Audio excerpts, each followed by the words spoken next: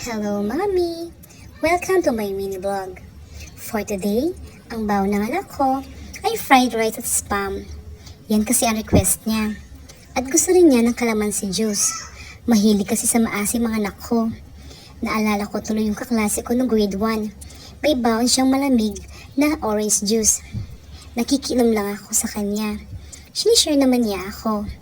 Natatandaan ko, 5 piso lang ang baon ko. Sa isip ko noon, napakayaman ng kaklase ko. Kasi ang sasarap ng baon niya araw-araw. Pero never ako nainggit sa kanya. Bagkus, masaya at nagpapasalamat ako kay Lord na naging kaklase ko siya. Kung hindi, di ako makakainom ng malamig at masarap na orange juice. Sana nag-enjoy kayo sa kwento ko mga mi. See you on my next vlog. Thank you for watching.